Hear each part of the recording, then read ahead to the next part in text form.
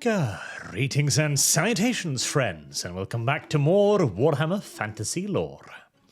Where today we're talking about the Phoenix Guard, the elites of the High Elves armies, the personal royal bodyguards, the Phoenix King, and probably the single largest plot hole in Warhammer Fantasy. Though, to be fair, aforementioned plot hole is entirely the fault of the end times. The rather legendary, not in a good way, series of events that would see Games Workshop blow up the entire Warhammer Fantasy world and replace it with Age of Sigmar. Oh boy. Right, let's get started then. The Phoenix Guard. They gained their title, of course, from the individual that they are sworn to protect, the Phoenix King, who in turn gains his title from the ancient ritual that all kings of the High Elves must undergo, as the would-be king is taken to the Shrine of Ascension, the single most sacred spot within the entirety of Ulthuan, where he is taken into the deepest depths of the shrine, and he is made to pass in to the flame of Ascension. Only a true Phoenix King can pass through the flames unscathed and emerge out on the other side unharmed. Any other individual possessed of any flaw, no matter how minuscule, will instantaneously be burnt to cinders, as they are rejected by the sacred flame.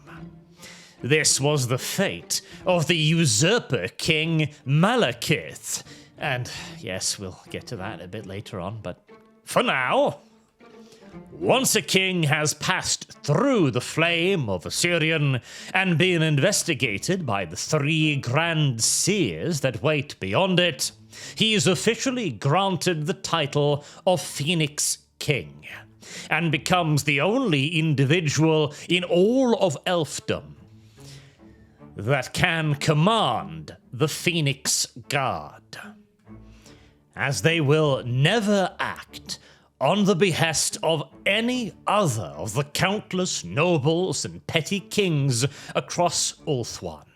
Not even the Ever-Queen commands the Phoenix Guard's loyalty.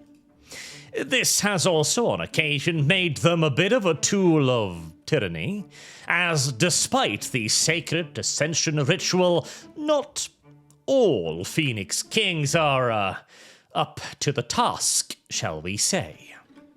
But, rather importantly, there is one thing that even the Phoenix King cannot demand of his guard, and that is to speak. As along with their oaths of absolute loyalty to the Phoenix King, the guards have also taken a vow before Ascension himself, a magical vow that makes it impossible for them to speak ever again after becoming a member of the Guard. Even more so, the vow appears to make it impossible for them to communicate any of the revelations that are granted to them upon becoming members of the Phoenix Guard. What kind of revelations are these, you may ask? Well, this is where the plot hole comes in. See, the Phoenix Guard are usually recruited amongst the absolute cream of the crop of the elven nobility. Each and every elf noble is expected to at one point in their long lives take a pilgrimage to the Shrine of Ascension. Once they are there, if they are not called, they will simply visit, make their offerings, do a couple of prayers, and then leave, in all due likelihood never to return. But those who are called upon to serve within the ranks of the Phoenix Guard will, through some circumstance or another, be it intentional, be it a call, a message, or simple bad luck, or good luck, depending upon your point of view, find themselves within the so-called Chamber of Days.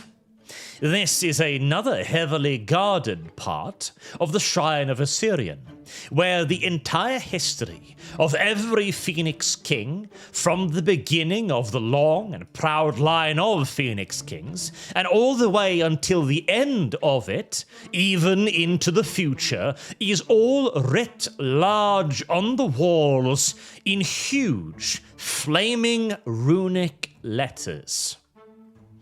This is the revelation that the Phoenix Guard are never allowed to divulge. Not through speech, not through physical communication, not through writing, through any measure whatsoever, as none of them ever have.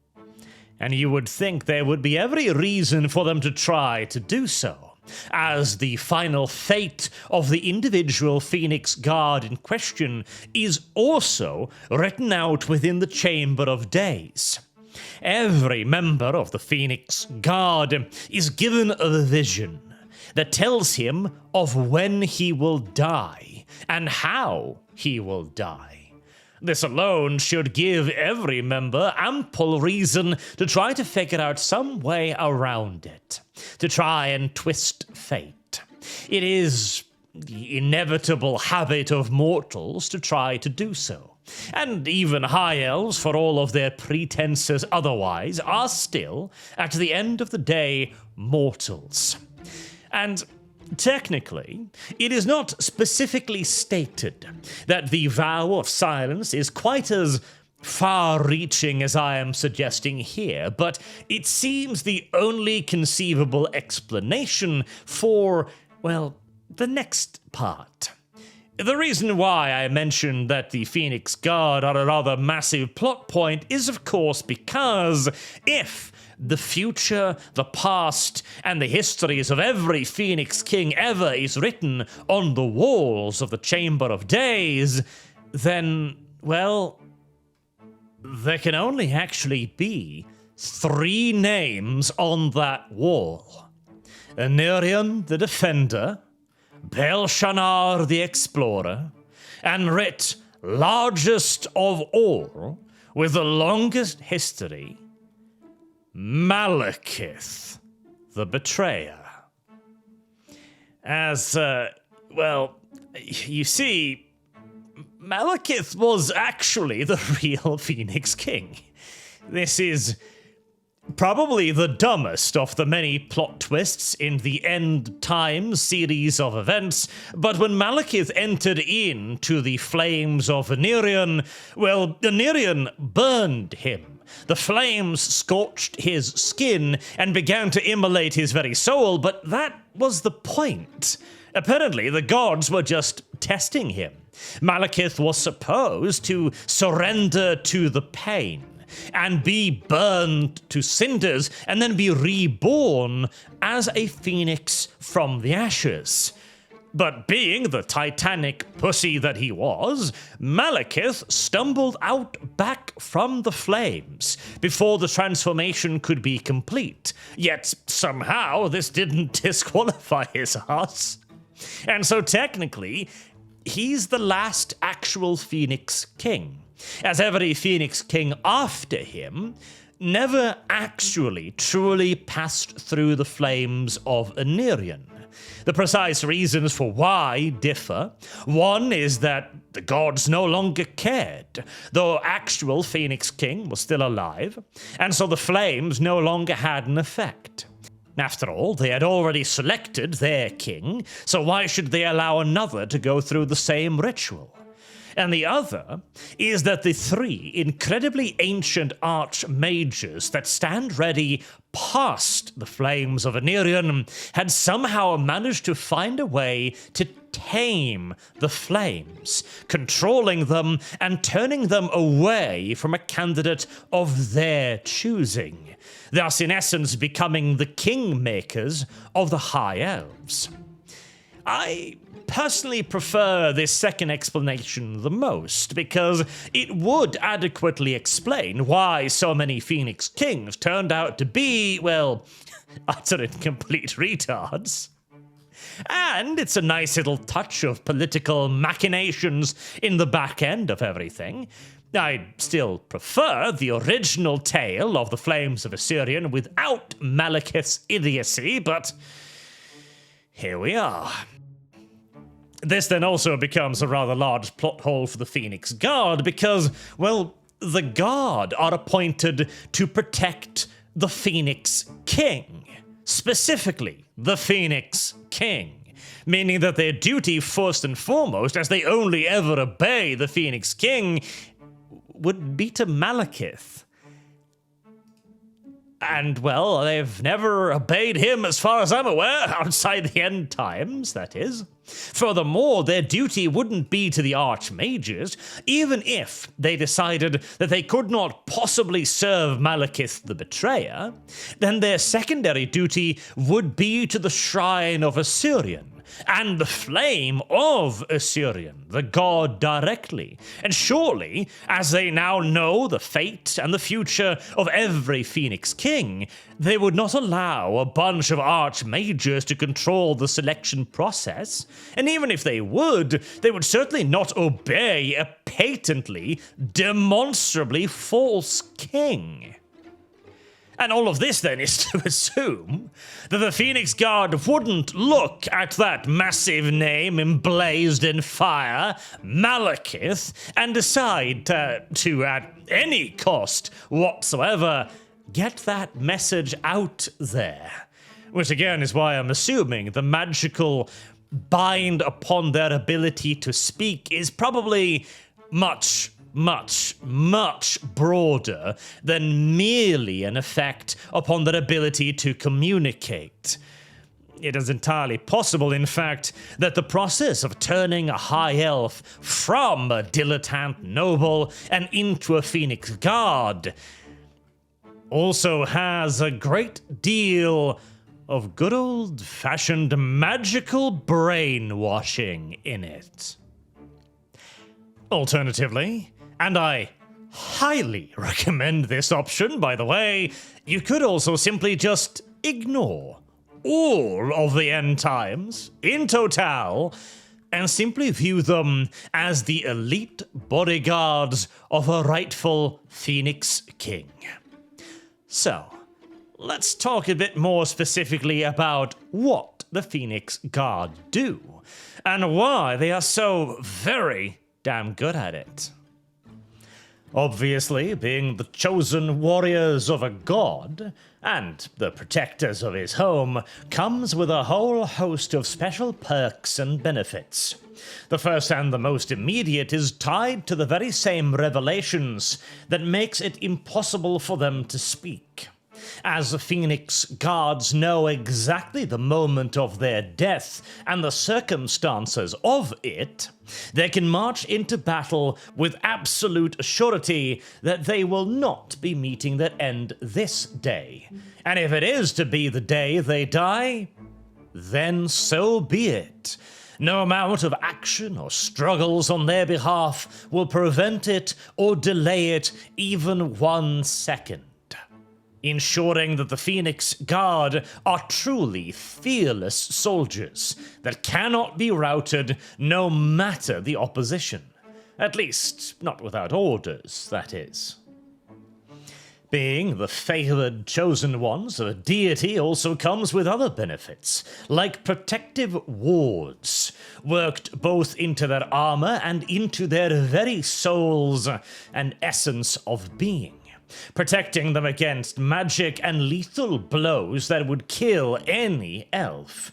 Hell, blows that would probably kill most ogres, in fact, as Phoenix Guards have known to take entire cannonballs and somehow not be completely annihilated by it. But one cannot rely on the gods to do all the work, of course. And along with their supernatural protection, the Phoenix Guard are also expert warriors, probably some of the finest within all of Ulthuan, comparable even to the swords masters of Hoeth. This is because when a high elf noble, already an expert martial artist by any standard of any of the other races, becomes a Phoenix Guard, all of their previous ego, their previous preferences, etc., all disappear, to be replaced by a single-minded absolute devotion to their role, to their Phoenix King, and to Assyrian. To put it simply, they train. A lot. A whole lot. And seeing as they can live for centuries, that training really does add up. To the point where the Phoenix Guard are absolute masters with their chosen weapon. A long, elegant, top-heavy halberd. Honestly, almost more of an axe than a halberd, really, as the blade itself is enormous, easily the size of the elf's entire torso, and easily able, even with the relatively effete strength of an elf, to carve virtually any foe in half with a single, massive downward swing, cutting through armor like butter and rending flesh and bone with contemptuous ease. But that is, of course, not all that the mighty halberd is capable of. The halberd really is the king of weapons. It is an axe, it is a spear, and it is an armor-piercing war pick, all at the same time. As the halberds wielded by the Phoenix Guard have both aforementioned heavy forward blade and a long spear tip at the top. The Phoenix Guard prefers to fight in tight, ordered, well-disciplined formation, where each member has fought alongside the others for decades, possibly even centuries at a time. Their formation is near flawless, and any enemy they cannot simply cleave apart, they can easily keep at a distance with their long spears. This allows the formation to both be defensive and offensive at the same time. Where some Phoenix Guard keep the enemy at a distance with their spears, others raise theirs to strike, forcing the enemy to navigate multiple hazards, both from stabbing spears and falling axe blades. And any foe that thinks they can simply trust in their armor to protect them from the effete elves will swiftly be taught the error of their ways, as the halberd's third weapon is a viciously hooked war pick on the reverse end of the halberd. This allows them to focus all of their strength into one singular piercing point, both for dealing with the heaviest of unnatural armor that may even resist the halberd's axe blade, and also to be used as a weapon to hook riders and tear them off their mounts, allowing them to easily be dispatched on the ground. To put it quite mildly, fighting the Phoenix Guard is an absolute nightmare, as their seemingly preternatural skill, along with their weapons' ability to provide a solution to practically any threat, be it seemingly insurmountable hordes of foes that can be kept at a distance by their thrusting spears, or heavy infantry that can be cleft in half by their falling halberds' blades, or enemy cavalry that can be hooked and torn from their war horses. Even artillery or other massive weaponry can only provide a partial solution to the Phoenix Guard, as even if you were to fire a literal cannonball at them, odds are pretty good that it simply would shatter upon striking their golden auras. Unsurprisingly, fighting these elves is an unnerving experience at the best of time, merely facing an enemy that has an answer to your every tactic, and that is far faster than you, far better, far more accurate, far better equipped, far better protected, and far better trained with far better allies. That is a daunting enough prospect. Combine that with the fact that they never speak, they never shout war cries, they fight always in perfect, dreadful silence, and the whole goldening, burning aura of a phoenix deity on top of it all. It's not too much of a surprise, therefore, that the majority of engagements that the Phoenix Guard finds themselves in end not when they've obliterated the enemy, but when the enemy simply breaks and flees in front of them. And there aren't a whole lot of elven units that can usually inspire fear in the enemy, being the effeminate, curvy-eared creatures that they are, but the Phoenix Guard are most definitively so an exception to the rule, as their unnerving aura and perfect silence are dreadful to behold, as these golden-armored warriors hold off insurmountable odds with apparent ease. They only sound the cries of their butchered foes and the eerie swoosh of a halberd raising and falling as it cuts through flesh. Seriously, it is difficult to make elves cool, but the Phoenix Guard definitely does it. If it weren't for their aforementioned little plot hole problems in modern-day Warhammer fantasy, they would be probably one of my top favorite units in the entire setting. And even aforementioned plot hole can largely be fixed by the power of just ignoring any and all instances of modern Warhammer lore. Until next time, I've been Arch. Thank you all very much for listening, and I do hope to see you all again soon. Till then, have a good day.